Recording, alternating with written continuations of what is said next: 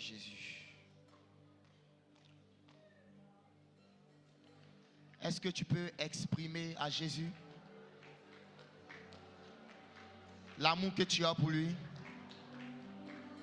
Est-ce que tu peux lui dire combien de fois tu l'aimes? Dis-lui que tu l'aimes. Dis-lui qu'il est tout pour toi.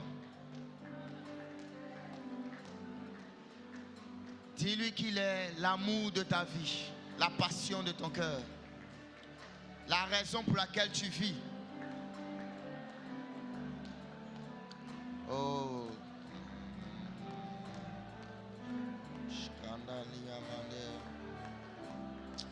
Oh, nous t'aimons, Seigneur. Nous t'aimons. Nous t'aimons profondément. Nous t'aimons, Jésus. Merci, Seigneur. Amen. Merci, Seigneur Jésus. Qui est bon comme toi, Seigneur. Merci, Seigneur.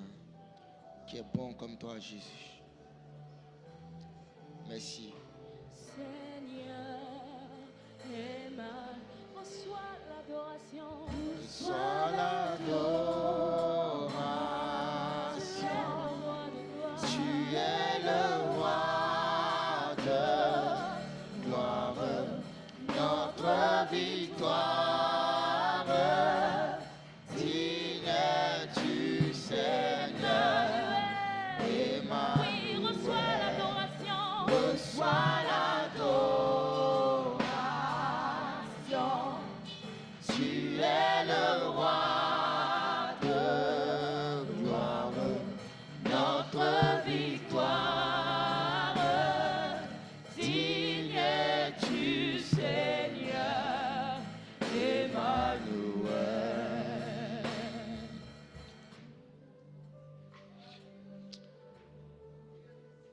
Amen.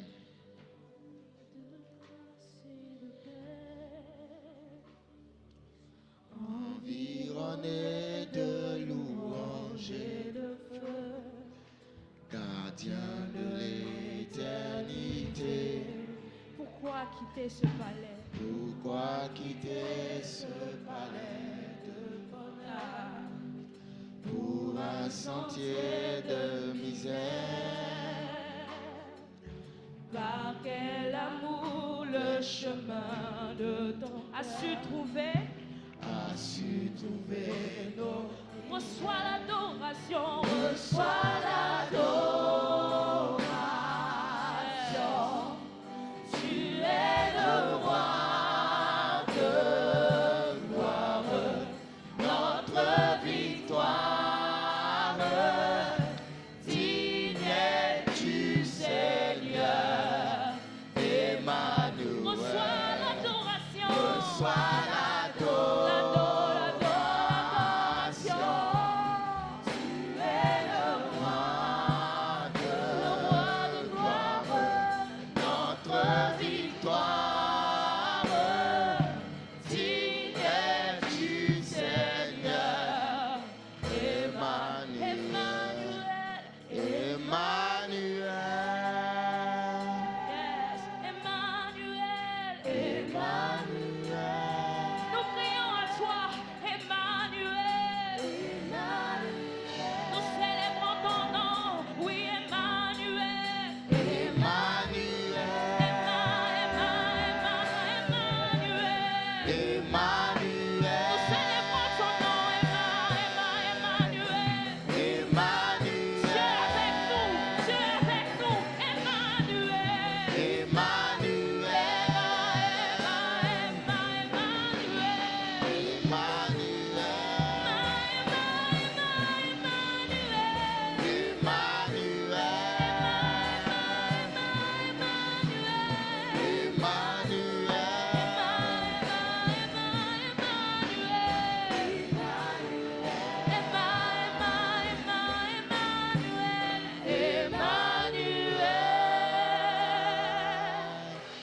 Est-ce que tu peux acclamer Emmanuel?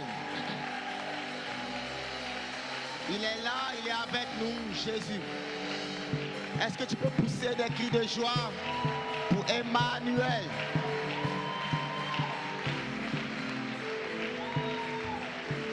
Oh Jésus.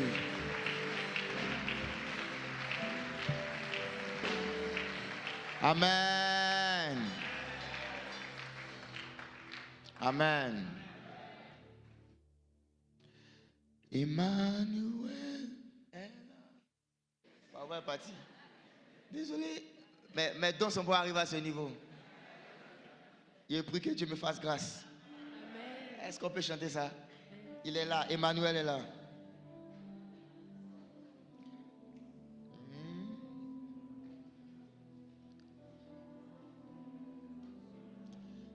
Vous savez, le Seigneur veut qu'on l'adore avec notre cœur. Aujourd'hui, on va parler de l'autel des parfums, le lieu duquel monte l'encens, le cœur. On n'adore pas Dieu avec les lèvres, on l'adore avec le cœur. Il a dit, ce peuple m'honore des lèvres, mais son cœur est loin de moi. Emmanuel est là, ici, présent Avec moi. Emmanuel est là.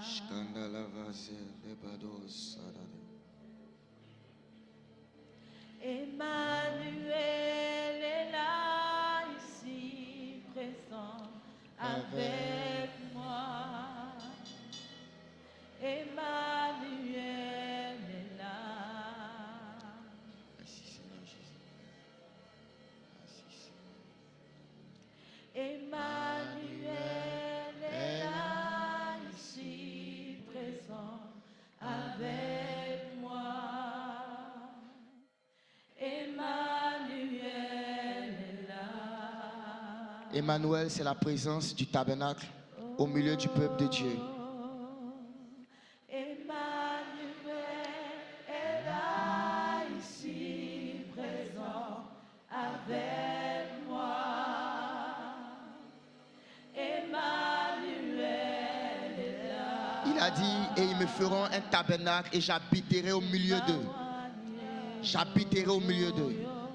Emmanuel est là, ici, présent avec moi. Emmanuel est là. Merci Jésus. Que ton nom soit béni. Emmanuel est là, ici, présent avec Merci Seigneur. Parle-nous ce matin. Enseigne-nous ta parole. Révèle-toi à nous, Seigneur. Illumine les yeux de nos cœurs. Rends-nous conscients. Rends-nous conscients. Rends-nous conscients de toi. Révèle-nous ta nature. Enseigne-nous tes voies. Fais-nous demeurer dans ta parole. Fais-nous grandir, Seigneur. Nous te sommes reconnaissants, Jésus. Pour ce matin, Jésus.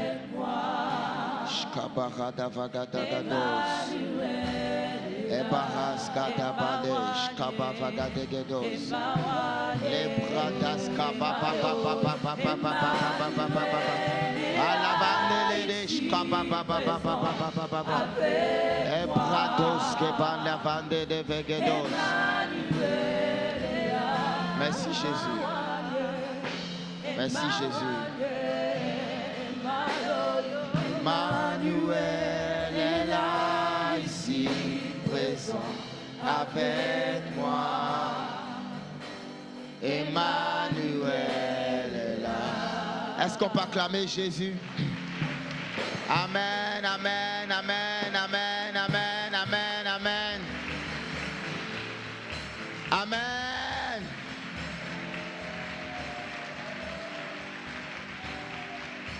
Amen. Merci beaucoup. On peut se rasseoir dans le tabernacle.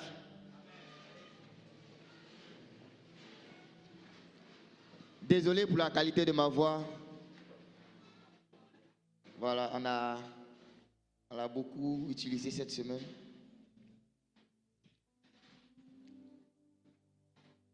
Ouais, tu es inspiré. C'est ce qu'il entendait dans mon esprit. Vas-y. Il est connecté à la bonne fréquence. Donc, on va continuer notre étude sur le tabernacle. Donc, je vais essayer de terminer le message que nous avons commencé la semaine passée. Pour ceux qui étaient là, déjà depuis le début de ce mois, ici à la MSA, nous avons parlé de Jésus-Christ dans le tabernacle. Découvrir Jésus-Christ dans le tabernacle. Un petit rappel, on a dit que le tabernacle était ce lieu que Dieu avait commandé à Moïse de construire. C'était une maison. Et Dieu avait demandé à Moïse de construire une maison dans laquelle il allait habiter avec eux. C'était une image du fait que Dieu, lorsqu'il veut établir sa présence de manière permanente avec les hommes, il a besoin d'un lieu dans lequel on va le recevoir. Et ce tabernacle était d'abord l'image de Jésus-Christ homme qui allait venir habiter au milieu de son peuple. La Bible dit que la parole a été faite chair et elle a habité parmi nous, pleine de grâce et de vérité. Ce tabernacle était également une préfiguration de l'Église, le corps de Jésus, le corps de Christ, qui est l'habitation de Dieu sur la terre. Lorsqu'on dit que Dieu est sur la terre dans l'Église. Dieu habite dans l'Église, car c'est sa maison. Donc le tabernacle était une image qui représentait à la fois Christ et l'Église. On me suit? Et les différentes parties, les différents éléments ou les ustensiles qu'on trouve dans le tabernacle sont des images, et sont des symboles parlant de Christ.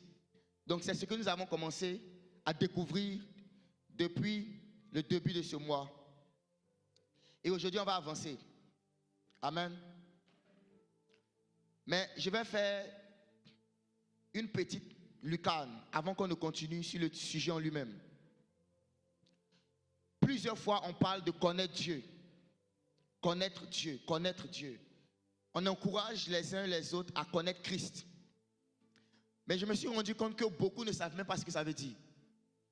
La définition même de connaître Jésus. Avant que j'explique plus en détail comment connaître Christ encore dans le tabernacle, je vais prendre le temps ce matin de définir c'est quoi connaître Jésus. Et je pense qu'après cette définition, à chaque fois que tu veux écouter un enseignement, il y a une manière avec laquelle tu vas recevoir l'enseignement. C'est bon?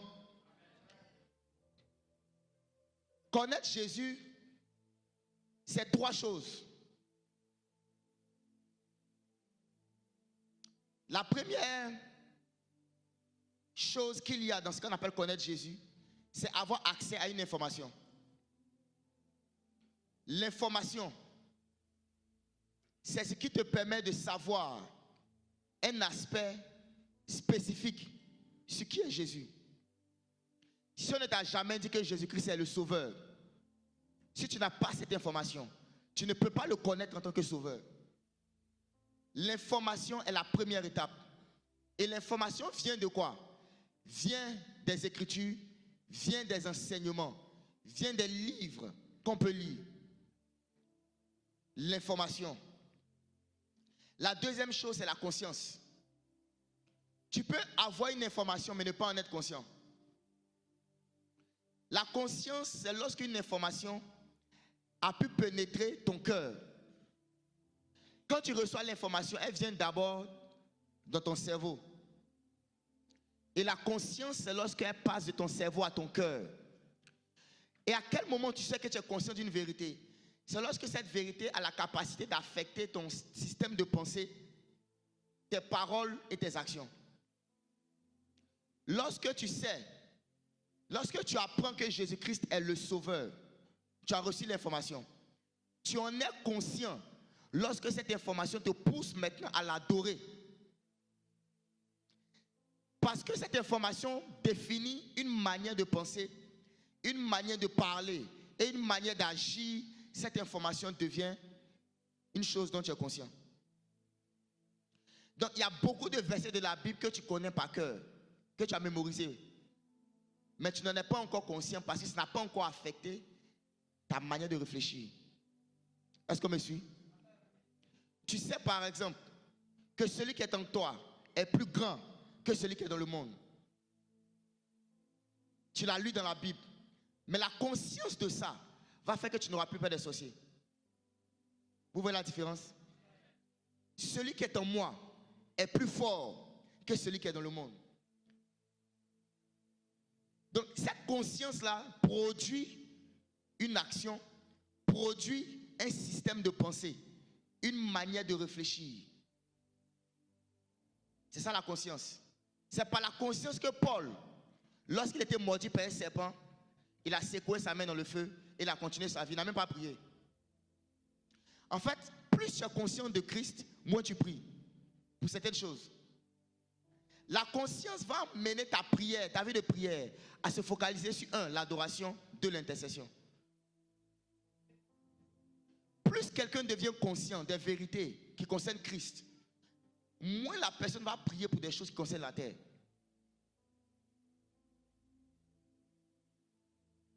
Une fois j'étais dans un aéroport, je devais voyager et les contrôleurs, ceux qui contrôlent les documents et tout ça, il y avait une dame dont ils avaient pris la carte de séjour de France. Et dans leur désir de vouloir contrôler, ils ont égaré la carte. Donc la dame ne peut plus voyager. Donc on nous dit qu'ils vont chercher la carte. Ce qui a fait que le vol a été décalé. 15 minutes, 30 minutes, ils ne trouvent pas la carte. 1 heure, on attend toujours, je ne trouve pas. Donc, j'ai commencé à dire, mais moi je dois arriver à ma destination. J'allais en France. Et on est en train de perdre du temps, on ne sait même pas s'ils pourront retrouver la carte. Donc je me suis dit en mon cœur, j'ai un Dieu puissant, je peux le prier et il va intervenir. Donc, dans mon cœur, j'ai commencé à parler au Saint-Esprit. Et quand j'ai commencé à parler, j'ai dit, Saint-Esprit, s'il te plaît, permets qu'il retrouve la carte. Il m'a dit, non, je ne le ferai pas.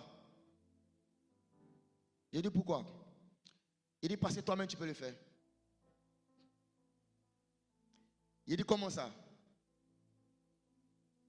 Il dit, prends ce que je t'ai donné. Je t'ai donné la capacité de leur faire retrouver la carte. Utilise. Et je lui ai demandé de m'expliquer pourquoi est-ce qu'il me donne cette instruction. Il m'a dit, prends une maman qui a 2 enfants. L'un qui a 2 ans et l'autre qui a 17 ans. Et les 2 viennent vers la maman pour lui demander un yaourt qui se trouve au frigo. Celui qui a 2 ans, lorsqu'il demandera à sa maman, maman, je veux un yaourt qui est au frigo, qu'est-ce qu'elle fera? Il dit, elle va se lever, elle va aller au frigo, elle va prendre et elle va lui donner. Il m'a dit, ok. Et celui qui a 17 ans, s'il demande, elle va lui dire, va chercher. Il dit, ah, ok. Il m'a dit, plus tu grandis, moins il y a des choses que je vais faire pour toi. Plus tu deviens mature, moins il y a des choses que je ferai pour toi. Pourquoi? Parce que ta maturité te donne la capacité de pouvoir faire ça en mon nom. J'ai dit, ok. J'ai dit, je déclare que cette carte apparaisse à ceux qui la cherchent. Et en 30 secondes, on dit, bonne nouvelle. On a retrouvé la carte. On a retrouvé. Vous voyez? J'ai dit ça pourquoi? En fait, l'information que tu reçois, si elle ne devient pas quelque chose qui affecte ta manière de penser, ça ne va pas te donner une connaissance correcte de Jésus. Vous suivez? Donc après avoir reçu l'information, tu développes ta conscience. Et la 3e étape maintenant, c'est quoi? C'est que cette conscience-là a des œuvres qui correspondent. La conscience a des œuvres qui correspondent à cette conscience. Et ces œuvres que tu vas produire là, c'est la démonstration, c'est la dernière partie, la démonstration de l'information que tu as reçue. Et tout ce que je viens de dire est résumé dans Josué 1, verset 8. Que ce livre de la loi, l'information, ne s'éloigne point de ta bouche, médite-le. Donc le fait de proclamer la parole et de la méditer, c'est ce qui développe la conscience. La conscience de la parole de Dieu ne vient pas parce que tu as entendu une prédication ou tu as lu un verset, mais parce que tu l'as déclaré de ta bouche et tu as pensé dans ton cœur longtemps. La conscience vient par le fait de parler et de méditer. Que ce livre de la loi ne s'éloigne point de ta bouche, médite-le. Médite-le. Une fois j'en ai parlé, celui qui veut développer sa conscience de la présence de Dieu, il doit régulièrement confesser de sa bouche que l'Éternel est avec lui. Il dit, voici, je suis avec vous tous les jours, jusqu'à la fin du monde. Tu confesses ça. Dieu est avec moi. Dieu est avec moi. Dieu est avec moi. Dieu est avec moi. Dieu est avec moi. Plus tu vas le dire, au bout d'un moment, ça va devenir ta manière dont tu penses. Ça va se cristalliser dans ton cœur. Médite le jour et nuit. Et afin, il finit par quoi? Afin d'agir fidèlement, selon tout ce qui est écrit. C'est alors que tu auras du succès dans tes entreprises. C'est alors que tu réussiras. Donc il y a le livre, il y a la méditation pour donner la conscience et il y a l'action. Voici comment tu connais Jésus. Donc à chaque fois que tu écoutes une prédication, c'est une vérité de Christ que tu veux expérimenter. Tu as reçu l'information. Médite pour développer ta conscience et pratique les choses qui sont en conformité avec cette vérité. C'est comme ça que tu vas connaître. C'est bon? Donc ce qu'on va dire sur Christ aujourd'hui, sur le tabernacle, les éléments du tabernacle, tu ne pourras pas forcément pratiquer tout ce qu'on va dire maintenant. Il y a tellement de choses à pratiquer. Hier, je t'ai parlé avec un frère, il est embrouillé. Il va à gauche, on lui dit A. Il va à droite, là c'est à droite. Hein. C'est fatigué. Il va à droite, on lui dit A. Il va à gauche, on lui dit B. Il ne sait plus quoi pratiquer. Je leur ai dit, tout ce qu'on prêche dans l'église, c'est que 3 choses. Hein. Grandir en sagesse, en statut et en grâce. C'est seulement des éléments différents de ces choses. Et vous allez voir que les 3 éléments que j'ai cités, c'est ça. Grandir en sagesse, l'information, en statut, le caractère, et en grâce, la capacité à faire. C'est la même chose. Ce que tu sais, ce que tu es et ce que tu fais. C'est tout ce qu'on prêche dans l'église. On augmente ce que tu sais, on augmente ce que tu es et on augmente ce que tu fais. C'est comment on dit ça? C'est la manière la plus simple de présenter ça. Donc, dans tous les éléments qu'on va donner comme pratique là, à la fin de la journée, ce que tu sais doit augmenter, ce que tu es doit augmenter et ce que tu fais doit augmenter. C'est bon? Donc maintenant, vu qu'on sait, vous avez reçu l'information de comment connaître Christ. Allons maintenant augmenter l'information. Allons augmenter. Et pour grandir en sagesse, c'est quoi? Il faut être capable de se rappeler. Le problème, c'est l'oubli. L'oubli, c'est pourquoi, pour être conscient d'une vérité, il ne faut pas seulement l'entendre une seule fois. Je ne sais pas pourquoi j'insiste dessus, alors que je n'ai pas commencé mon message. Je pense que c'est le Seigneur qui veut qu'il fasse ça. Regardez. On a déjà beaucoup de prédications. Laissez-moi, je vais développer ce sujet-là, parce que ça va vous aider. Pour être conscient d'une vérité, si tu l'entends une seule fois, tu vas l'oublier. Vous savez que quand les Juifs lisent la Bible, l'Ancien Testament, eux n'ont pas le Nouveau Testament, ils lisent à haute voix. Quand ils lisent, par exemple, Genèse 1, le verset 1, ils ne lisent pas dans leur cœur. Ils disent, au commencement, Dieu créa les cieux et la terre. Et ils sont engagés. Ils sont engagés. Ils lisent à haute voix. C'est pourquoi, dans Actes chapitre 8, quand l'eunuque éthiopien lisait Ésaïe, Philippe l'a entendu. Parce qu'ils ne lisent pas silencieusement. Ils lisent à haute voix. Pourquoi? Parce que quand tu lis à haute voix, tu utilises plus de sens que lorsque tu lis dans ton cœur. Et quand tu lis à haute voix, tu mets la parole de Dieu dans ta bouche.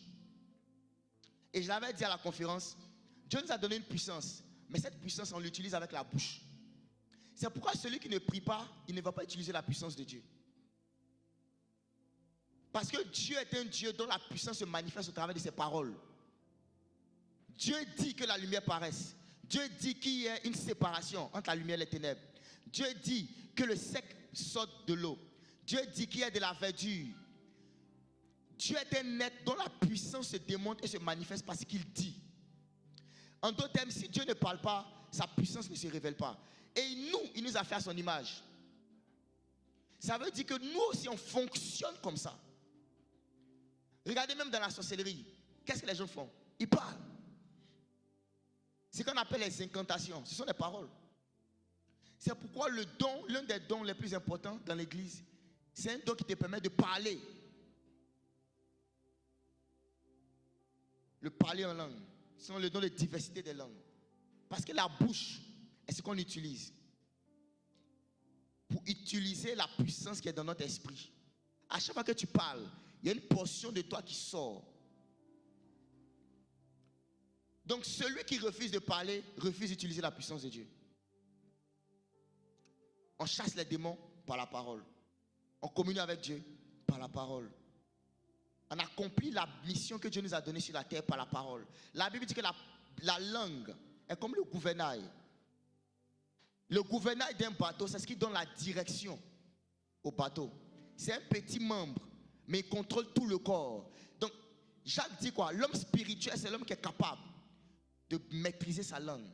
Si vous voulez devenir spirituel, vous avez une seule chose à faire: maîtriser votre langue. Si tu es capable de maîtriser ta langue, tu maîtrises tout ton corps. C'est le gouvernail. Et maîtriser sa langue, c'est développer la capacité de savoir parler. Vraiment, je suis sorti de mon sujet. Je l'avais dit à une matinale une fois, mais je vais le répéter aujourd'hui. Il y a 5 niveaux de parole. Il y a 5 niveaux. Le plus bas niveau, ce sont les paroles démoniaques. Les paroles inspirées des démons, des livres mystiques, les paroles inspirées de Satan. Quand tu dis ce type de paroles, tu souilles ta langue au maximum. Et ces paroles se trouvent souvent dans des chants, des cantiques mondains. Et les gens chantent ces paroles, ne sachant pas qu'ils sont en train de se souiller. C'est le plus bas. Après ça, il y a les paroles vaines. Les paroles vaines, c'est les paroles qui n'édifient pas, qui n'encouragent pas. Et dans ces paroles, on peut trouver beaucoup de plaisanteries, beaucoup de propos insensés. Vous allez voir dans la Bible, l'apôtre Paul nous dit qu'on ne trouve pas dans votre bouche des propos insensés. Des propos qui ne sont pas conformes à la bienséance. Ce n'est pas démoniaque, mais c'est vain. C'est insensé. Le Seigneur a dit: chaque homme sera jugé pour toute parole vaine qu'il aura prononcée. Ensuite, il y a les paroles neutres. C'est les paroles qu'on va utiliser dans la vie courante. Lorsque tu parles avec quelqu'un au travail, à l'école, dans un séminaire, dans une conférence professionnelle. Le langage naturel qu'on va utiliser dans la vie courante, qui est neutre. Et après ça, maintenant, on monte au niveau de paroles que tu dois pratiquer. L'avant-dernier niveau, c'est le niveau des paroles positives, les bonnes paroles. Être capable de dire merci. Tu as fait un très bon travail. Je t'encourage. Je t'aime. Je t'apprécie. C'est ce qu'on appelle les paroles positives. C'est-à-dire les paroles qui font du bien à quelqu'un, qui fortifient l'âme de quelqu'un. Et le plus haut niveau, ce sont les paroles inspirées de Dieu, qui se trouvent dans la Bible, les Écritures. À chaque fois que tu cites la Bible de ta bouche, tu es en train de oindre ta langue. Lorsque tu lis un passage et puis tu déclares de ta langue, tu es en train d'ajouter l'huile sur ta langue. Parce que chaque parole que Dieu a dit, chaque parole qui sort de la parole de Dieu est remplie d'huile. Tu oins, tu te oins. À chaque fois que tu parles en langue, tu oins ta langue. Donc c'est pourquoi les Juifs, quand ils lisent la Bible, ils lisent à haute voix. Ils sont en train de oindre leur langue. Et quand tu as l'habitude de oindre ta langue, quand tu déclares des choses, ça arrive plus rapidement. Donc je vous encourage à faire ça. non seulement ça développe la conscience, mais également, tu entends de oindre ta langue et éviter les paroles négatives qui souillent la langue. Évitez ça. Quand vous voyez un problème, dans chaque problème, il y a une portion de solution. Tu peux voir un verre à moitié rempli. Et quelqu'un va te dire, c'est un verre à moitié vide. C'est la même réalité, mais décrite avec deux mentalités. Il y a quelqu'un qui voit ce qui est bon, il y a d'autres qui voient ce qui est mauvais. En fait, en toute chose là, il y a une partie qui est bonne dedans que tu peux voir. Donc, je vais avancer. La conscience va se développer quand tu vas prendre la Bible et la répéter de ta bouche. Que ce livre de la loi ne se lance point de ta bouche. Médite le jour et nuit afin d'agir fidèlement. Et ta connaissance de Christ va devenir précise. Maintenant, allons maintenant dans le sujet. Le tabernacle. Dans la semaine passée, on a expliqué le tabernacle dans Exode chapitre 25, où on a dit que Dieu a dit qu'il allait habiter au milieu de son peuple. Lisons encore Exode 25, verset 8. Exode 25, le verset 8.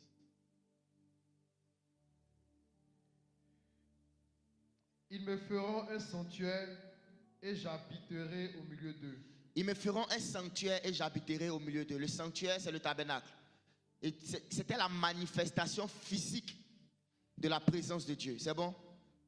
Ok. Et on avait vu que dans le tabernacle, il y avait 7 pièces principales. Les ustensiles ou encore les fournitures du tabernacle. La première, c'était l'autel de l'Holocauste. Lorsque tu rentres dans le tabernacle, j'avais dit, tu vois la porte, le premier voile, tu rentres dans le parvis. Et la première chose que tu vas voir, c'est l'autel des holocaustes, qui était fait de bois d'acacia recouvert de bronze. Et j'avais dit l'autel de l'Holocauste, pour te donner une image, c'est un peu comme un grand fourneau. Ceux qui font les choukouya, vous voyez un peu les grands fourneaux qu'ils ont. Ouais, c'était pour sacrifier les animaux et les offrir en sacrifice à Dieu sur cet autel. Ça parle également du sacrifice de Jésus, le bon berger qui donne sa vie pour ses brebis. Lorsqu'on avance, on retrouve la cuve de bronze, la cuve d'airain, qui était faite entièrement de bronze. Il y avait de l'eau à l'intérieur, dans laquelle il fallait se laver les mains, laver le visage, laver les pieds, avant de rentrer dans la tente d'assignation. Quand tu rentres dans la tente d'assignation, là où il y a le lieu saint, à ta droite, tu vas trouver une table, la table des pains de proposition, faite de bois d'acacia recouvert d'or. À ta gauche, tu trouves le chandelier, qui était comme un arbre avec des branches, 7 branches. Donc ceux qui n'ont pas suivi l'enseignement de la semaine passée, allez réécouter. On ne pourra pas revenir en détail sur la description de chacun des éléments.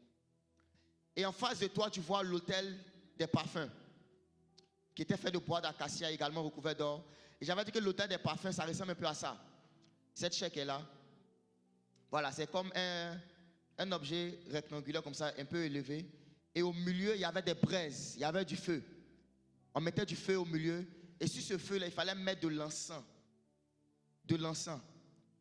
Et quand on mettait cet encens-là, ça produisait un parfum. Quand l'encens brûlait. Vous connaissez l'encens, non? Quand l'encens brûle, ça produit un parfum qui remplit le lieu saint. Et juste derrière l'autel des parfums, on a le dernier voile. Quand la Bible dit que le voile est déchiré, c'est de ça qu'on parle. C'est le dernier voile, le voile qui sépare le lieu saint et le saint des saints. Donc il y avait le dernier voile, très très épais. Quand on parle du voile, vous voyez, la déchirure du voile, là, c'était un grand miracle. Hein. Parce que le voile était très épais. L'épaisseur du voile, c'était un peu ça. Vous voyez? Si tu dois couper quelque chose comme ça, je ne sais pas c'est quel couteau tu veux utiliser. Hein. Ça, c'est l'épaisseur. Et on dit que c'est déchiré du haut jusqu'en bas, sans le secours d'aucune main. Donc, derrière ce voile maintenant, il n'y avait pas de lumière. Il n'y avait que l'arche au milieu.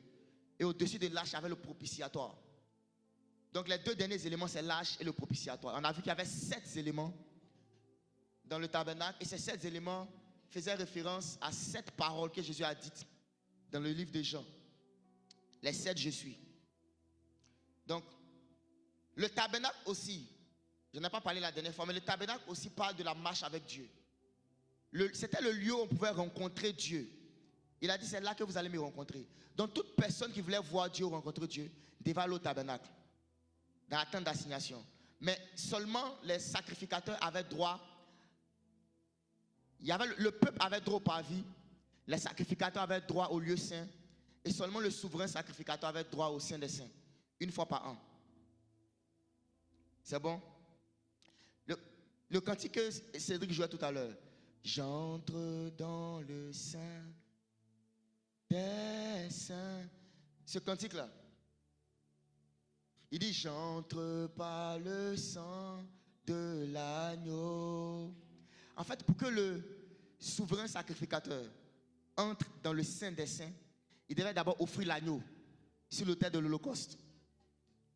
Quand il a offert l'agneau sur l'autel de l'Holocauste, il prend le sang. Il arrive sur la cuve des reins, il se lave. Après, il traverse le voile. Il interagit avec tous les éléments que j'ai cités, la table, le chandelier et l'autel des parfums. Et maintenant, c'est à travers du sang qu'il va rentrer dans le Saint des Saints. Parce qu'il doit mettre le sang sur le propitiatoire. C'est bon? Donc le cantique est très très puissant. Je rentre dans le Saint des Saints par le sang. Parce que nous avons accès à la présence de Dieu par le sang de Jésus. C'est le sang de Jésus qui a ouvert le chemin pour nous donner accès à la présence de Dieu.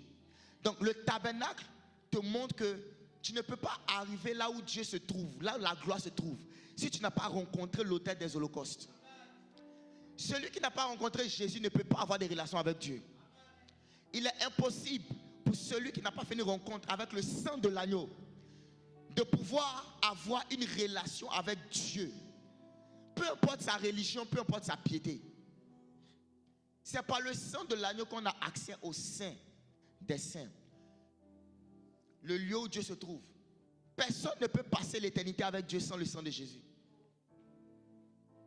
Donc, tout ce qu'on voit dans le tabernacle, c'est le cheminement. Tu rentres dans la foi par le sang, par le sacrifice de Jésus. Tu te fais baptiser par la cuve des reins. Une fois que tu t'es fait baptiser, tu rentres dans la tente d'assignation. Tu vas trouver la communion fraternelle, l'église, à travers le chandelier. Tu vas trouver l'enseignement des apôtres à travers la table des pains de proposition. Tu vas trouver les prières à travers l'autel des parfums. Si vous lisez Acte 42, lisez avec moi, regardez ce qui va se passer. Quand l'église est née, qu'est-ce qui s'est passé? Acte chapitre 2, le verset 42. Acte chapitre 2, verset 42. Il persévérait dans l'enseignement des apôtres, dans la communion fraternelle, dans la fraction du pain et dans les prières. Vous voyez ces éléments qu'ils ont cités? C'est les éléments du lieu saint. L'enseignement des apôtres, la fraction du pain, la communion fraternelle et les prières. C'est ce qu'on retrouve dans le lieu saint. Ça veut dire que celui qui est né de nouveau, parce qu'avant ça, dans Actes chapitre 2, le verset 37 à 38, Pierre a prêché l'évangile. On lui a dit, hommes frères, que ferons-nous? Après qu'ils aient eu le cœur vivement touché. Il leur a dit, repentez-vous et que chacun de vous soit baptisé au nom de Jésus et vous recevrez le don du Saint-Esprit. Donc la repentance, c'est de mourir, accepter de mourir avec Christ, laisser son ancienne vie, prendre la décision que quand Christ a été crucifié à la croix, il a été crucifié avec moi. Donc la vie que je menais jusqu'à aujourd'hui était une vie de mensonge. Parce que ma vraie vie, c'est en Jésus. Donc j'abandonne le mensonge pour m'attacher à la vérité. C'est ça la repentance. C'est rencontrer l'autel de l'Holocauste. Il dit que chacun de vous encore soit baptisé, rencontrer la cuve des reins. Et juste après ça, ils sont introduits dans le Saint-Esprit, la tente d'assignation. Et dans le Saint-Esprit, ils persévèrent dans la communion fraternelle, dans la fraction du pain, dans les prières et dans l'enseignement des apôtres. Et après ça, il y a le dernier, le Saint des Saints. Là où on rentre maintenant pour avoir une communion plus profonde avec Dieu. Donc, la semaine passée, j'ai parlé de 5 éléments. Donc, à cause du temps, je ne vais pas forcément revenir en détail sur chacun d'eux. Mais je vais citer comme ça. J'avais dit que l'autel de l'Holocauste faisait référence à quoi? Jean chapitre 10. Jean 10, le verset 11. Je suis le bon berger donne sa vie pour ses brebis. Donc l'auteur de l'Holocauste parle de Jésus-Christ, le bon berger, qui se sacrifie pour toi et pour moi. Les bergers, normalement, mangent la chair de leurs brebis.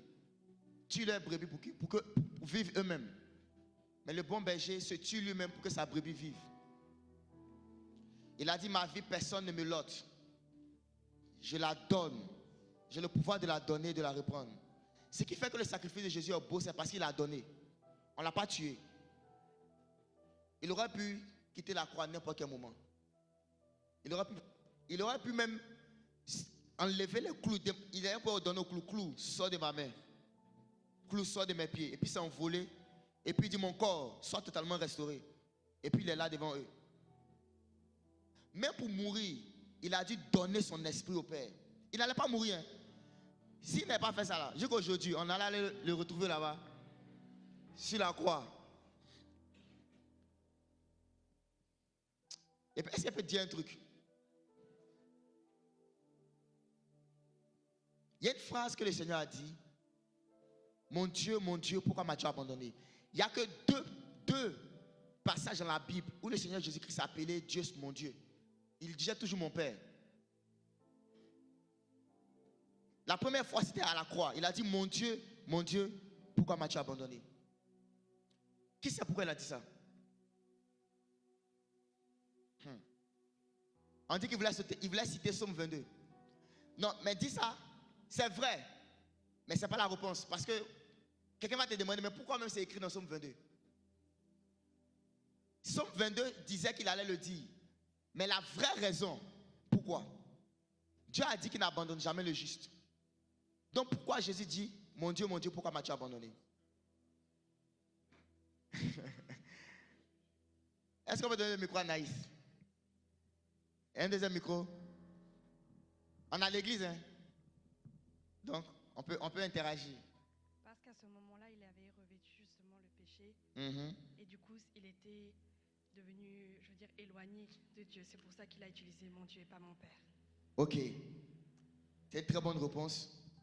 Il avait pris le péché comme un habit. Il a pris le péché comme un habit sur lui. Et le péché, à cause du péché, nous sommes disqualifiés d'être appelés enfants de Dieu. C'est le péché qui nous disqualifie de ce titre-là. Et la rédemption nous fait devenir enfants de Dieu. Mais cette phrase-là, il y a quelque chose de profond qu'on peut retrouver dans le livre de Job. Regardez, la femme de Job a vu Job malade, souffrant, mais il ne meurt pas. Elle a vu Job en train de souffrir, mais il ne meurt pas. Donc elle-même, elle veut abréger ses souffrances. Qu'est-ce qu'elle lui a dit? Elle ne lui a pas dit, suicide-toi et meurs. Elle ne lui a pas dit, va te jeter sur le pont. Elle lui a dit, parle mal de Dieu et meurs. En d'autres termes, ce qui va te faire mourir là, c'est ce que tu dis. Sur Dieu. Il y a quelque chose que tu vas dire sur Dieu qui va te faire mourir. Ce n'est pas la maladie qui va te faire mourir. Ce n'est pas le problème qui va te tuer. C'est comment tu vas parler de Dieu dans le problème là. C'est ça qui va te tuer. Les murmures quand tu souffres, c'est ça qui te tue. Ce n'est pas le problème. Hein. Job était dans le problème mais il vivait. Sa femme lui a dit, maudit Dieu et meurt. En fait, le mot maudit, c'est quoi? C'est dit du mal. Béni, c'est dit du bien. Maudit, c'est dit du mal. Dit du mal, c'est dit quelque chose qui n'est pas forcément bien.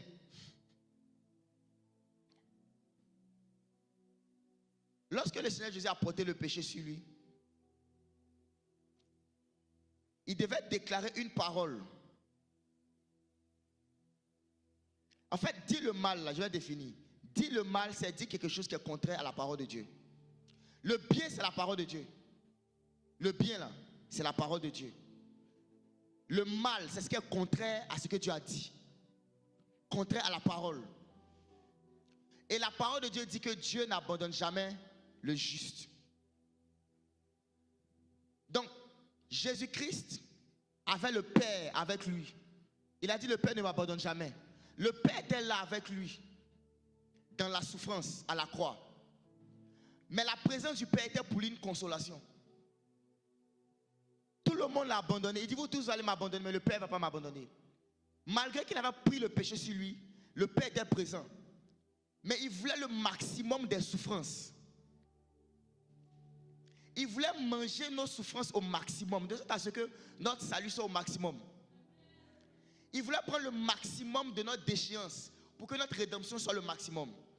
Donc il veut pousser le Père loin de lui.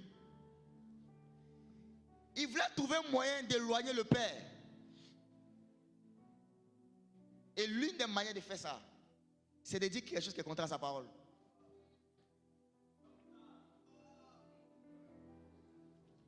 À chaque fois que tu confesses quelque chose qui est contraire à la parole de Dieu, tu éloignes Dieu de toi.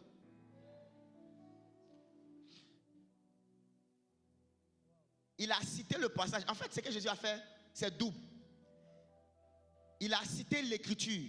Donc en réalité, il n'a pas cité quelque chose qui est contraire à la parole. Mais, est-ce que vous suivez ce que j'ai dit?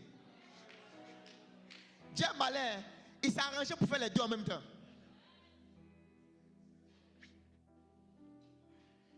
Il s'est arrangé que ce soit écrit. Comme ça, il ne ferait pas les règles. Mais en même temps, il a déclaré quelque chose qui éloignait la présence du Père de lui pour qu'il puisse mourir.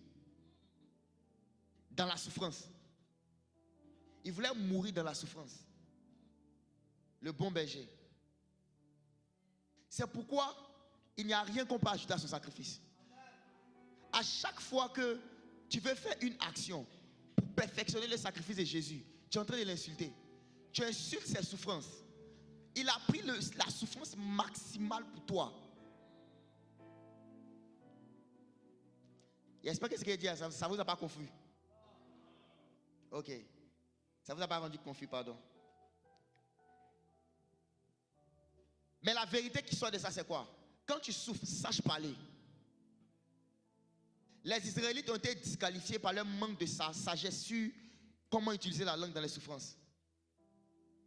Ils étaient dans des souffrances que Dieu avait permises. Mais ils ont murmuré contre Dieu. Et au lieu de 40 jours dans le désert, ils ont fait 40 ans. Ta manière de parler, c'est ce qui a disqualifié Adam. La femme que tu m'as donnée, c'est elle. Et quand il a dit ça, Dieu ne lui a plus répondu. Dieu l'a laissé. Il allait voir la femme. Elle aussi a dit, le serpent que tu nous as donné, c'est lui. Quand Dieu est arrivé sur le serpent n'a rien dit. Vous savez à quel moment Satan a pris autorité sur l'homme? C'est là. Parce qu'il s'est tué. Il ne s'est pas justifié devant Dieu.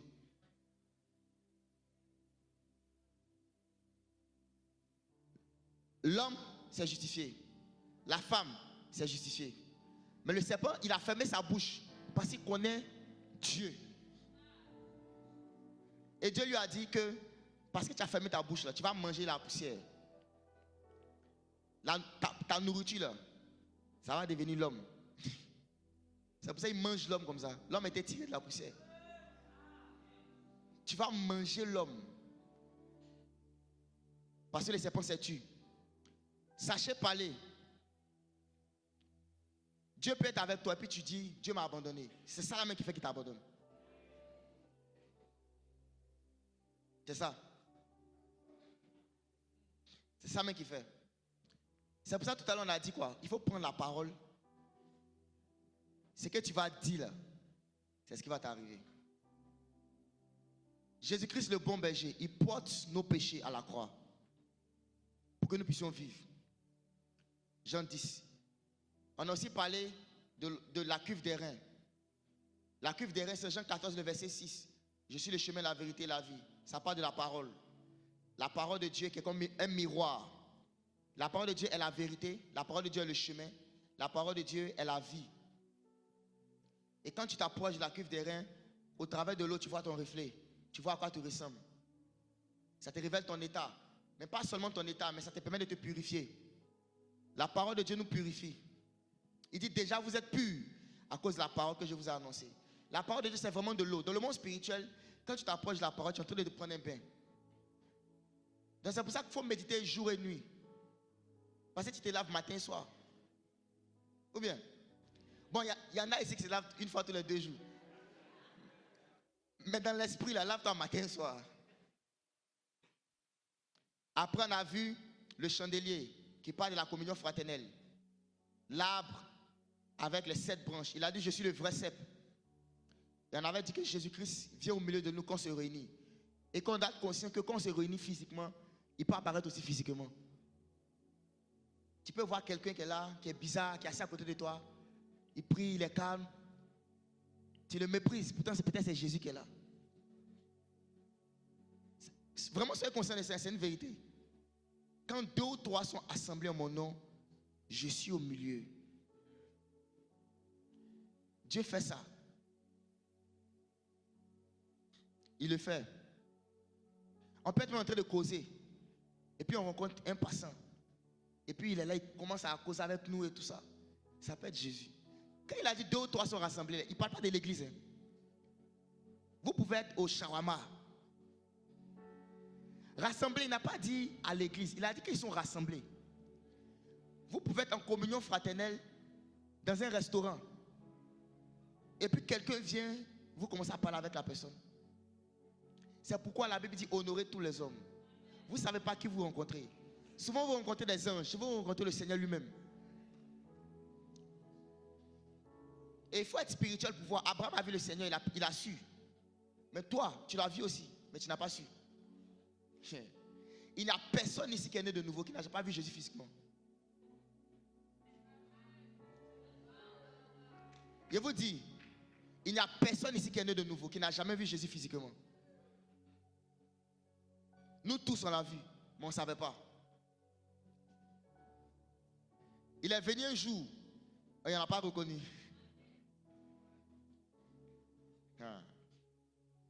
Il y a la table des pains. La table des pains, ça parlait, il y avait 12 pains. Et les 12 pains, on les mettait le jour du sabbat.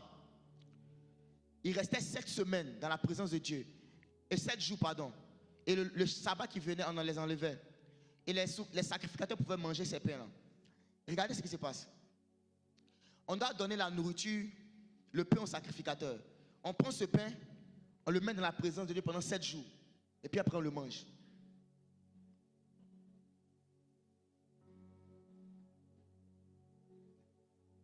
C'est bizarre, hein? Vous vous rappelez de l'enseignement que le Père a donné sur l'offrande? Où tu prends ton offrande, tu mets ça dans un lieu. Et puis après, tu envoies ça à Dieu. Tu peux faire la même chose avec la nourriture. Il mettait le pain dans la présence de Dieu pendant 7 jours et puis après il le mangeait. Il mangeait ça après avoir gardé le pain pendant 7 jours. Pourquoi il faisait ça? Parce que pendant 7 jours, le pain interagissait avec la gloire de Dieu. Et quand quelqu'un vient manger un pain comme ça, c'est pas vitamine qu'il va avoir. Ce n'est pas les vitamines naturelles, c'est les vitamines spirituelles. Tu peux prendre la nourriture, tu peux faire des courses, imposer les mains à ton frigo. Et puis dire à ton frigo, je déclare que la présence de Dieu reste ici. Et chaque aliment que tu vas prendre de ça, que tu vas manger là, il y a des maladies que ça ne peut pas te donner.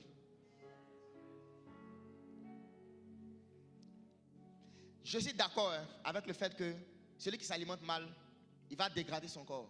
La sagesse de Dieu veut qu'on s'alimente bien avec des bons aliments. Mais il y a des moments où tu n'as pas le choix. Où tout ce qui est disponible, ce n'est pas forcément de bonne qualité. Qu'est-ce que tu fais?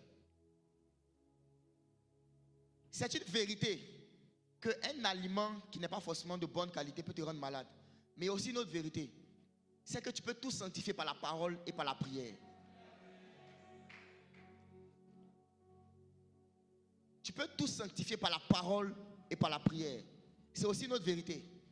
Le monde spirituel domine le monde physique. Donc, il y a un certain type de nourriture que tu peux garder dans la présence de Dieu. Et puis manger. Ça, c'est pas une doctrine, hein, c'est un conseil. Si quelqu'un est intéressé par ça, tu peux faire.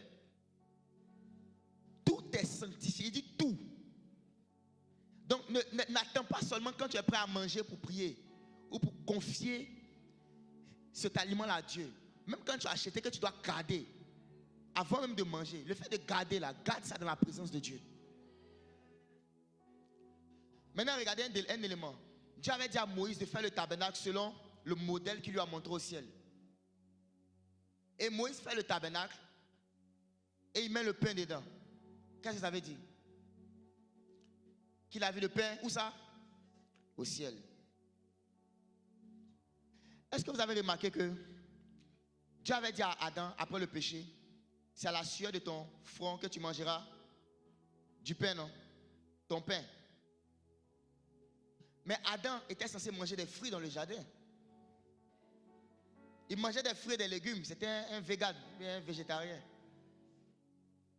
Alors que le pain, on ne trouve pas le pain sur des arbres. Le pain est cuisiné. Tu fais la récolte du blé. Il y a un long processus en fait. Tu dois écraser, tu dois faire la farine. Après, tu dois avoir un four. Tu dois avoir du sel, de l'eau, mélangée avec la pâte. Utiliser un four pour faire cuire le pain. Adam n'avait pas de four dans le jardin d'Éden. Donc, qui lui a parlé de pain? Comment il connaît le pain? Parce que Dieu lui dit, c'est à la sueur de ton front que tu mangeras du pain, ton pain. Ça veut dire qu'il connaissait déjà le pain. Quelqu'un va me dire, non, Dieu parlait de nourriture. Ce n'est pas vrai. Le même passage là, il dit que c'est avec peine que tu vas tirer ta nourriture de la terre. Dans le même passage. Donc, il a parlé de nourriture et il a parlé du pain. Il dit, tu vas tirer ta nourriture de la terre avec peine, avec difficulté. Donc, quand il parle du pain, là, il parlait d'autre chose. En fait, Adam mangeait du pain, mais un pain qui venait du ciel. Parce qu'il y a des boulangers au ciel. Il y a des boulangers. Il y a des panetiers au ciel. Et Jésus-Christ est le chef des panetiers. Les boulangers. Il est le chef. Il y a des anges qui font du pain. Et ce pain-là, Adam mangeait ça. Le Seigneur a dit quoi? Moïse ne vous a pas donné le pain du ciel. Mon Père vous donne le vrai pain. Le vrai pain du ciel. Il y a des boulangers. C'est pourquoi Adam connaissait le pain. Parce qu'il y a des boulangers au ciel. Et dans Jean 6, le verset 48, le Seigneur a dit, je suis le pain de vie. Donc le tabernacle que Moïse a vu au ciel, il a vraiment vu du pain à l'intérieur.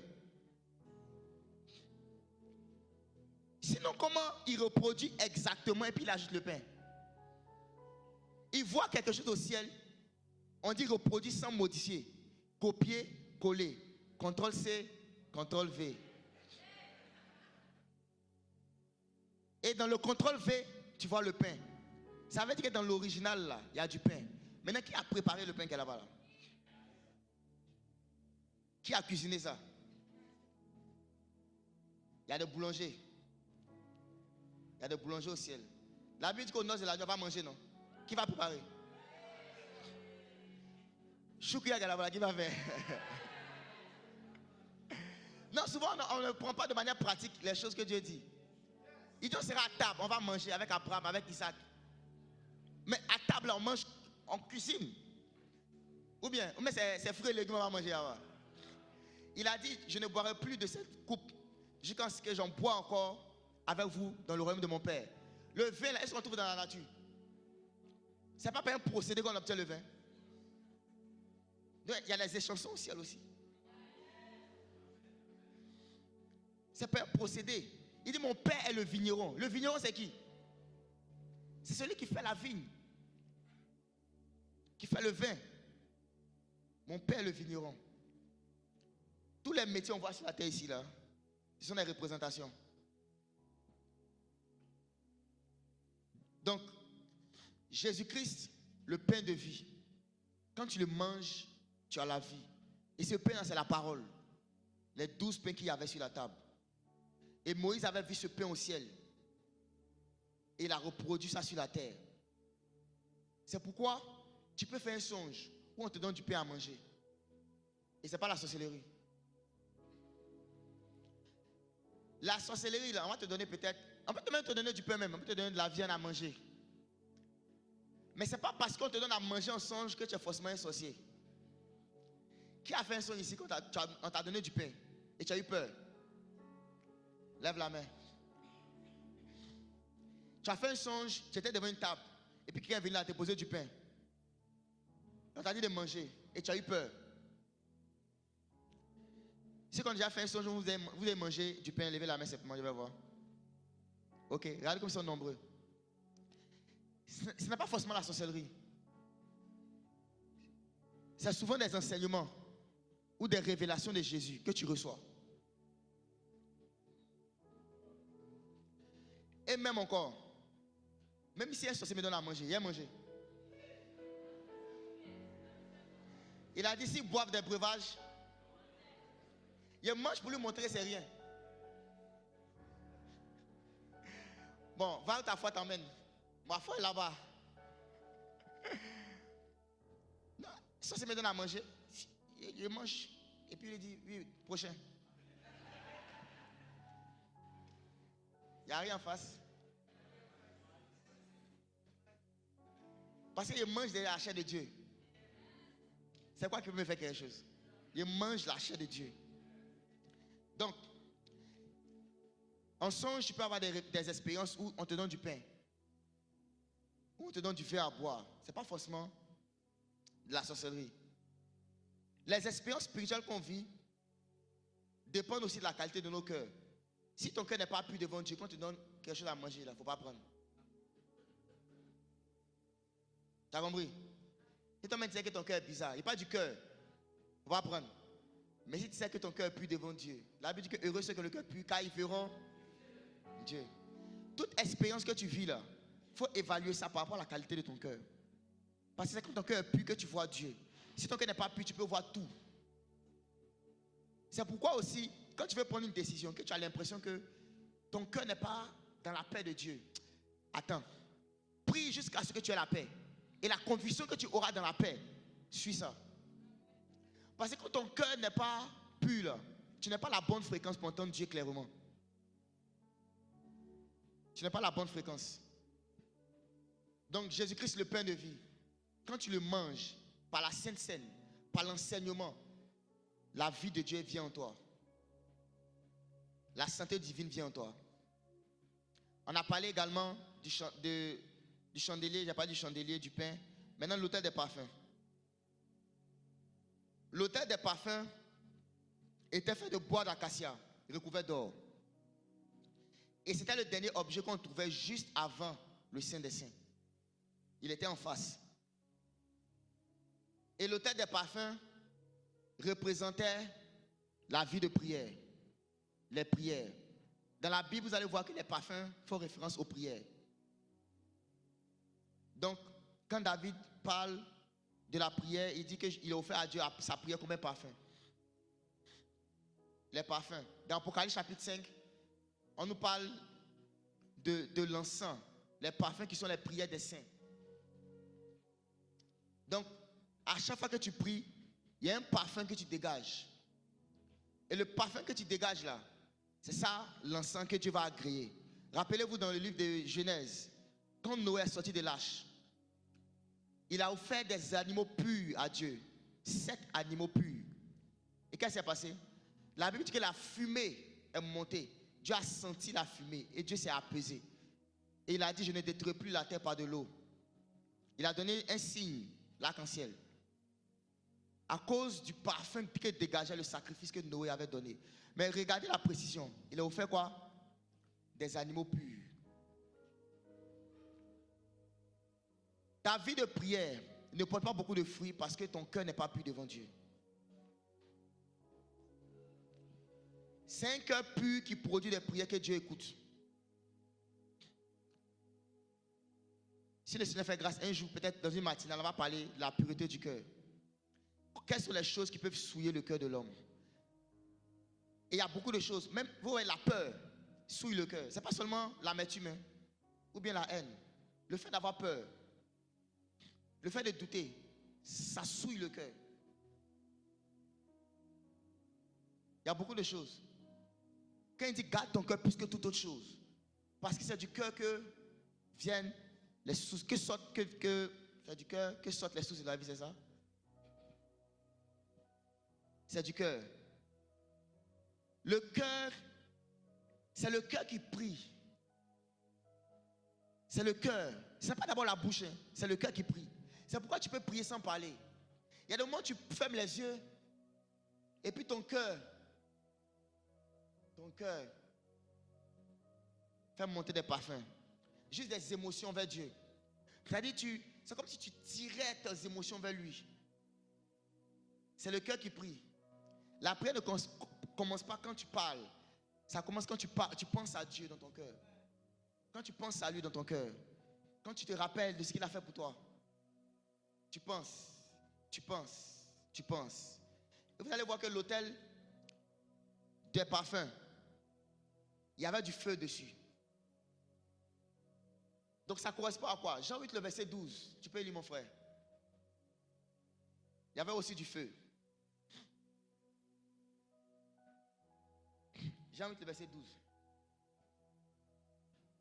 Qui apprend quelque chose aujourd'hui? Ok. Là, maintenant, tu es dans la première étape, l'information. Après, il faut méditer. Jean 8, le verset 12. Vas-y. Jésus leur parla de nouveau et dit: Je suis la lumière du monde. Celui qui me suit ne marchera pas dans les ténèbres, mais il aura la lumière de la vie. Je suis la lumière du monde. Le feu qu'il y avait sur l'autel des parfums, c'est ce feu-là qui t'éclaire toi-même et qui éclaire ton environnement. Il y a une chose que le Seigneur m'a dit, c'est que toutes les manières dont les gens vont te percevoir est le reflet de la manière dont tu te perçois toi-même. En fait, ce qui est externe est la conséquence de ce qui est interne. Si tu dis que les gens ne me considèrent pas, est-ce que toi-même tu te considères? Les gens ne me valorisaient pas, est-ce que toi-même tu te valorises? Les gens ne m'aiment pas, est-ce que toi-même tu t'aimes? Tu dégages le parfum de ce que ton cœur pense de toi-même. Donc quand les gens viennent autour de toi là, ils sentent ce parfum. Et c'est ce qui les influence. Ils ne voient pas. Ce n'est pas un parfum qu'on sent physiquement. On le sent spirituellement. Donc ils vont venir s'approcher de toi. Ils vont juste voir qu'ils ne t'aiment pas. Pourquoi? À cause du fait que dans ton cœur, tu as mis un parfum de mauvaise odeur. Ne pas t'aimer toi-même, c'est avoir un cœur impur. Oui. Parce que Dieu t'aime. Et Dieu a toujours raison. Si Dieu t'aime et qu'il a toujours raison, pourquoi toi tu ne t'aimes pas? Tu es en train de dire à Dieu qu'il est fou de t'aimer.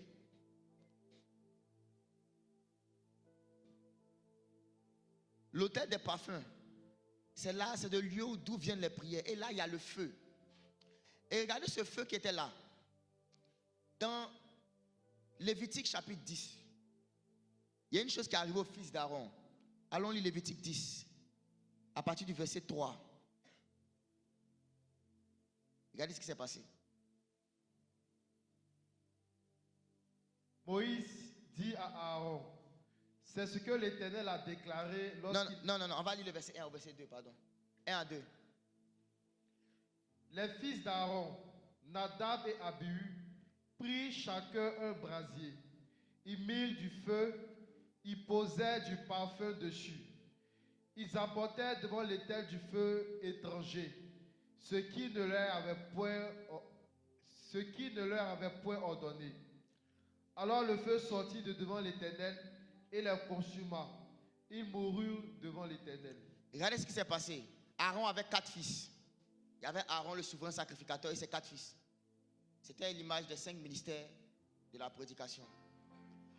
Et les 2 premiers fils d'Aaron, Nadab et Abihu, ils étaient les sacrificateurs, donc ils pouvaient offrir des parfums à Dieu. Et la Bible dit qu'ils ont pris un feu comme ça, un feu commun. Quand on dit le feu étranger, en fait, le mot c'est commun. Ils ont pris un feu commun, ils sont allés sur l'autel des parfums, ils ont mis les parfums dessus. Et ça a comme ça a brûlé. Vous qui pensez que le plus important c'est le résultat là, voici votre histoire ici. Ils ont brûlé le parfum, c'est ce que Dieu veut. Mais la Bible dit que Dieu les a tués. Pourquoi? Parce que le feu qu'ils ont utilisé pour faire ça était commun. Ce n'était pas un feu qu'ils avaient pris dans le tabernacle. Ils avaient pris ça ailleurs. Le feu qu'il fallait utiliser pour brûler les parfums, c'est le feu qui était sur l'autel de l'Holocauste. Vous vous rappelez de l'autel de l'Holocauste, c'est quoi? L'œuvre de la croix. Ça veut dire que ton zèle, parce que le feu, ça parle du zèle. Le zèle, la passion que tu as pour la prière, doit avoir pour fondement le sacrifice de Jésus. Ils ont mis les parfums sur un feu que Dieu n'avait pas ordonné. Parce que le feu qu'ils ont pris n'était pas dans le tabernacle. La preuve qui devait prendre le feu du tabernacle, c'est dans Lévitique 16, le verset 12. Lévitique 16, verset 12. Lévitique 5, verset 12. 16. Il prendra un brasier plein de charbon ardent, ôté de dessus l'autel devant l'Éternel, et de 2 poignées de parfums odoriférants en poudre. Il portera ces choses au-delà du voile. Donc il devait prendre le brasier sur l'autel de l'Holocauste et rentrer dans la tente d'assignation avec ça. Donc tu dois prendre le feu, l'amour, ton zèle pour la prière, là, ça vient de ta connaissance et de ta révélation du sacrifice de Jésus. Tous les feux qui étaient allumés dans le tabernacle devaient être utilisés, devaient être pris de l'autel des holocaustes. Ça veut dire que ce qui va rendre ton cœur pur devant Dieu, c'est ta connaissance du sacrifice de Jésus.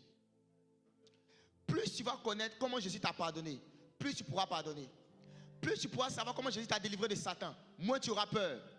Plus tu pourras connaître l'amour de Dieu manifesté dans le fait que les mains de Jésus ont été percées, moins tu seras inquiet pour ta vie. Pourquoi on a percé ses mains? Les mains, ça parle de quoi? Ça parle des œuvres. Ses mains ont été percées pour que toi tu sois capable d'accomplir ta destinée. Donc quand tu comprends ça, l'inquiétude sur mon futur, je vous dis très honnêtement, je ne cherche pas à savoir mon futur. Je ne cherche pas à savoir. Ça ne m'intéresse pas. Je vous dis la vérité devant Dieu. Quand on a souvent il y a des frères qui viennent nous voir. Ah, qu'est-ce que Dieu t'a dit sur moi, ma destinée? C'est des choses que je n'ai jamais demandé à Dieu. Je n'ai jamais demandé à Dieu c'est quoi ma destinée. Personnellement, il ne te dit pas de faire ça forcément. Mais je te dis que ce n'est pas forcément nécessaire de savoir ça. Ce que tu dois savoir, non, c'est où est Jésus, comment tu le suis. En fait, si tu le suis là, tu vas accomplir ta destinée.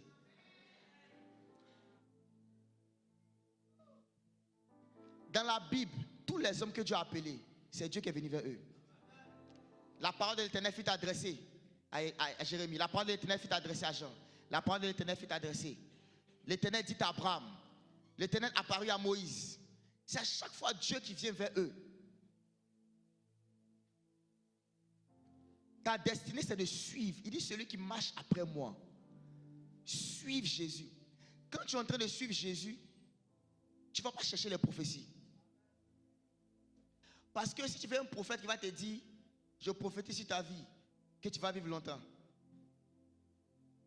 Suivre Jésus va te dire, honore ton père et ta mère, afin que tes jours se prolongent. Donc tu as déjà la prophétie dans le fait de suivre. C'est pourquoi plus quelqu'un suit Jésus, moins on prophétise sur lui. Combien de fois vous avez vu qu'on a prophétisé sur le Padre? Combien de fois? Je ne dis pas que la prophétie c'est pas important. C'est important, mais il y a un niveau où tu vas croître, là où tu n'auras plus besoin. Toi-même tu vas vouloir prophétiser aux gens. C'est-à-dire tu vas chercher la prophétie pour aider les autres. Suivez Jésus. Suivre Jésus, c'est prendre ses instructions, non? Et puis les mettre en pratique. Mettre ses instructions en pratique. L'une des manières les plus efficaces de connaître ce pourquoi Dieu t'a créé, c'est de te concentrer à être utile pour Dieu partout où tu te trouves.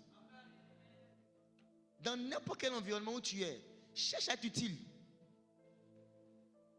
C'est la manière la plus rapide de savoir ce pourquoi Dieu t'a créé.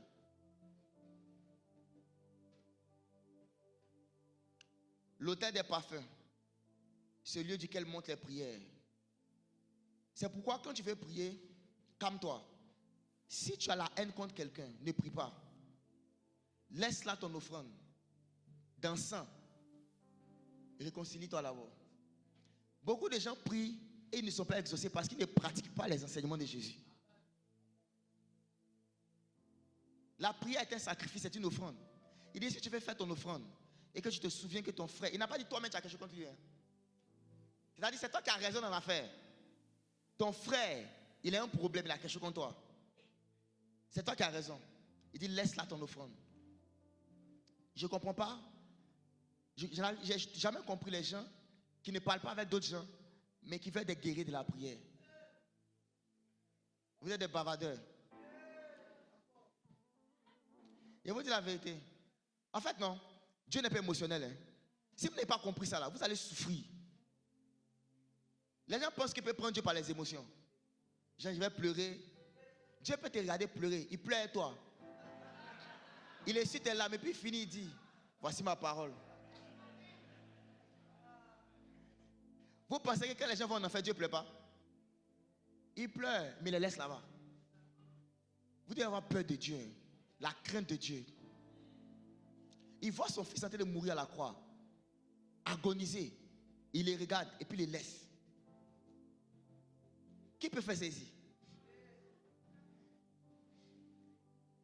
Ayez peur de Dieu. Dieu n'est pas émotionnel. Ne cherchez pas à le prendre par les émotions. Comment se fait-il que Satan a pu avoir des prières exaucées dans la Bible et toi tu n'as pas tes prières exaucées? Ou bien, quand Satan allait voir Dieu pour parler de Job, la prière de Satan c'était d'attaquer Job, non?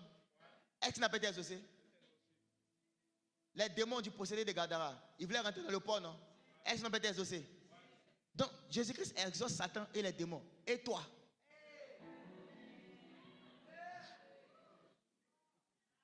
Ton problème, tu veux prendre Dieu par les émotions. Ils ont pris Dieu par la parole, les principes. Pourquoi est-ce que Satan a eu un exaucement de Dieu? C'est parce que Job avait peur. Il a dit ce que je crains, c'est ce qui m'arrive. Et la peur est une porte ouverte à Satan.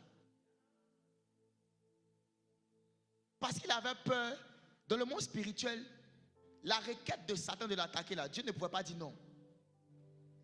Il a dit vas-y, mais je te donne une limite. Il s'est sanctifié, mais il avait peur.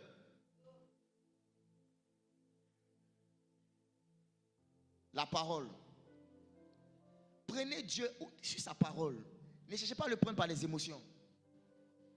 Et sa parole dit, si tu fais faire ton offrande, tu te souviens que ton frère a quelque chose contre toi, va te réconcilier. Si tu es en palabre avec quelqu'un, ne cherche pas à prier et à devenir spirituel. Ta spiritualité du moment là, c'est d'aller demander pardon. Moi, je ne peux jamais prier. Si je suis en fourra avec ma femme, je ne peux pas prier. Je sais ce qu'il va me dire. Quelqu'un ouvre ma bouche et il va dire hey, laisse là ton offrande. En fait, plus tu connais la parole de Dieu, plus tu es enchaîné. Il y a des choses que tu ne peux pas faire.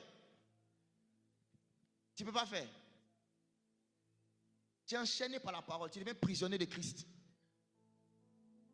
Tu vois, les gens, ils font des mois, des semaines, ils ne parlent pas avec des frères en Christ, mais ils viennent à l'église, ils parlent la langue. Ils se couchent, ils pleurent dans l'adoration. Jésus te regarde, tu es un comédien. Ça ne monte même pas. Ça ne monte pas, ça ne monte pas, ça ne monte pas. Tu as fait ça 10 ans.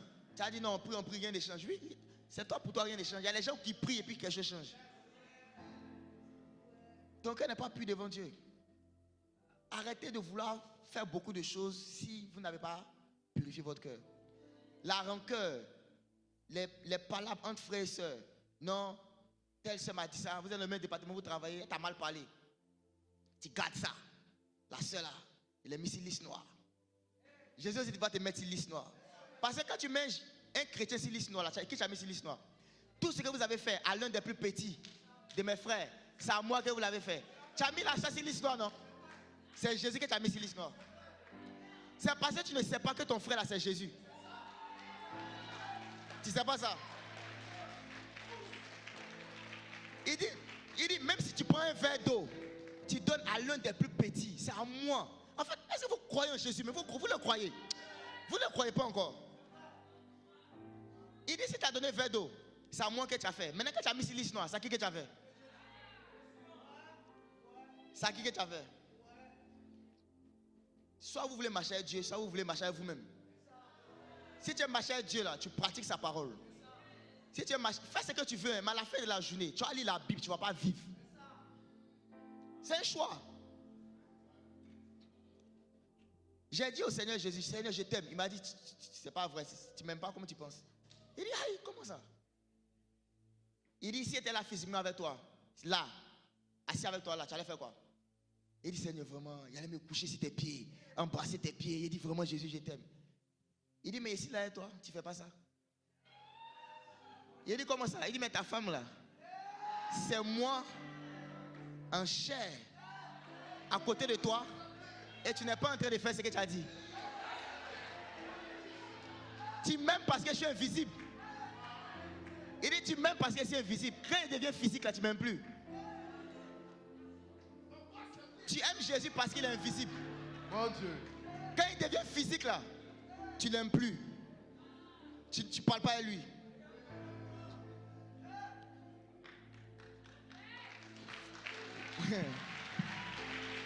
Tu ne parles pas à lui. Je vous dis, à la messe, c'est ça, pardonnez, arrêtez ça. Quand tu t'en prends une autre soeur pour parler mal d'une autre soeur, tu es en train de parler mal de Jésus. Quand tu prends un frère pour aller dénigrer un autre frère, tu es en train de parler mal de Jésus.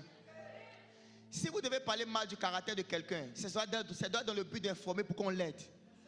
Pas dans l'intention de dire que la personne est mauvaise. Quelqu'un fait du mal, tu vas en parler à quelqu'un, dit, ah, le frère fait ça, il faut qu'on puisse l'aider. À la fin, même prier pour lui, pour être sûr que votre cœur soit pur. Mais quand vous partez vous asseoir, vous le roastez, vous le mettez sur le feu, vous le brûlez, vous le braisez. À la fin, juste pour que vous vous éloignez, pour dire non, la personne est méchante. Il a dit, tout ce que vous faites à un frère, faites attention. Il a dit, faites attention. Jésus a dit, tout ce que vous faites à l'un des plus petits. Il dit, quand j'étais nu, vous m'avez habillé. Quand j'avais faim, vous m'avez nourri. On a dit, mais quand il était en prison, vous m'avez visité. Quand on a fait ça? Il a parlé seulement de bonnes choses. Hein. Mais toi, il faut réfléchir. Les mauvaises choses qui sont dedans. L'autel des parfums. Ta vie de prière prend la couleur de la manière dont tu aimes les frères. Celui qui n'aime pas les frères, il marche dans les ténèbres. Et la lumière de Dieu n'est pas en lui. Il est déjà dans les ténèbres. Jésus-Christ, la lumière du monde. C'est celui qui rend ton cœur pur par rapport aux frères et aux sœurs. Pour que ta prière soit entendue en haut. Celui qui n'aime pas son frère, il marche dans les ténèbres. La Bible dit que celui qui a la haine, c'est un meurtrier. Tu as tué quelqu'un. On peut être fâché contre quelqu'un. Un frère, mais il a donné une procédure. Ton frère a péché contre toi. Qu'est-ce que tu fais? Va le voir. Parle avec lui. Mais quand il pêche contre toi, tu vas d'abord voir l'église. Quand il n'a pas entendu l'église, tu prends 2 ou 3 personnes. Quand il n'a pas entendu les 2 ou 3 personnes, tu vas le voir maintenant. Tu fais l'opposé de ce que Jésus a dit. Tu fais le contraire. Gardez une chose en tête. Dans le corps de Christ, là, vous serez frustré par tout le monde. Même moi, je vous parle là. Je vous dis en même temps, je vous frustré. Qui ne frustre pas? On est imparfait. L'amour, ce n'est pas d'aimer quelqu'un qui fait tout bien. La Bible dit que Dieu prouve son amour. En ce que lorsque nous étions des pécheurs, ça veut dire que ton amour n'est pas prouvé si la personne ne pêche pas. C'est-à-dire quoi? C'est quand la personne a péché, non, que tu peux prouver que tu l'aimes. Sinon qu'elle fait bien, là, tu ne sais pas encore si tu l'aimes. Tu ne sais pas. Tu es un comédien. L'amour se prouve quand la personne devient un pécheur. C'est quand la personne pêche contre toi que tu peux prouver que tu l'aimes. Dieu prouve son amour envers nous. En ce que lorsque nous étions des pécheurs, Christ est mort pour nous. Si on était des saints, là, il n'aurait pas pu prouver son amour. Il n'aurait pas. Il faut accepter de laisser ton cœur être pur. Ton cœur pur, là, ce n'est pas pour l'autre, c'est pour toi-même. Dieu ne va pas écouter tes prières avec un parfum qui sent mauvais. Il ne va pas écouter. Tu vas bavarder longtemps. Tu as dit, ah, il a fait 3 heures de prière, 3 heures. Tes 3 heures là, voici ce qui va t'arriver. Tu vas juste sentir des sensations. Mais les résultats là, il y aura peu. Il y aura peu de résultats. Aimons les frères, aimons les frères. Est-ce que tu peux te tenir debout et acclamer Jésus? Aimons les frères. Aimons les frères. Aimons les frères.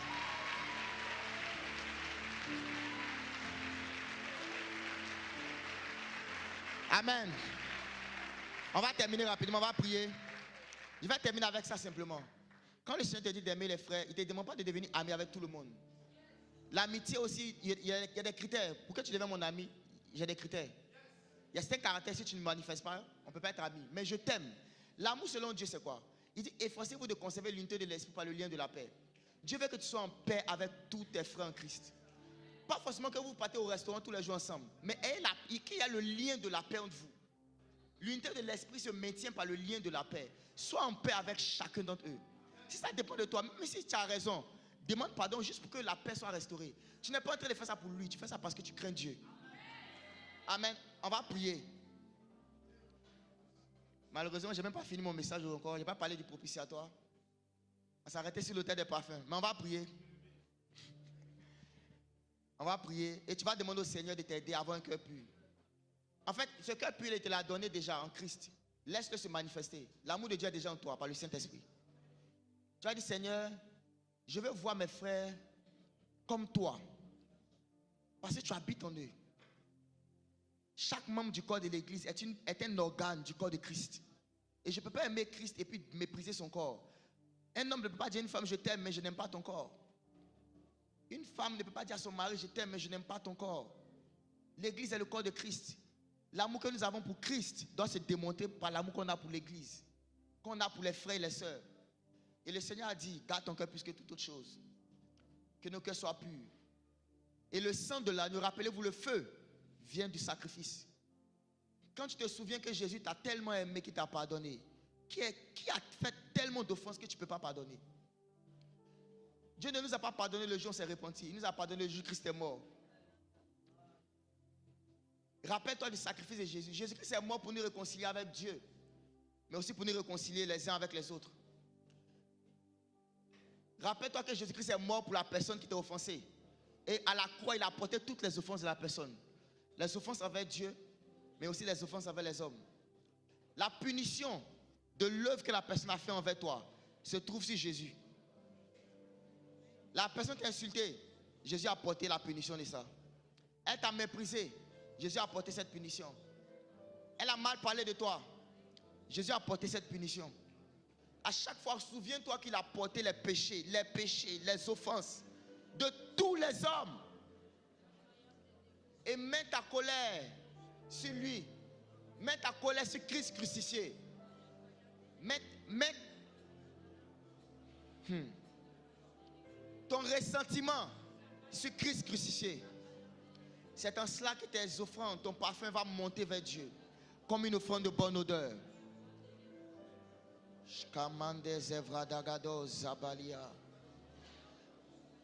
Le châtiment qui nous donne la paix tombe sur lui. Comme une brebis, comme un nez à la boucherie. Le châtiment qui nous donne la paix tombe sur lui. Comme une brebis, comme un nez à la boucherie. Mais il n'a pas parlé, il ne s'est pas défendu. C'est pourquoi nous rendons louange à l'agneau. Mais il n'a pas parlé, il n'a pas parlé, il ne s'est pas défendu. il ne s'est pas défendu. Merci Seigneur. C'est pourquoi nous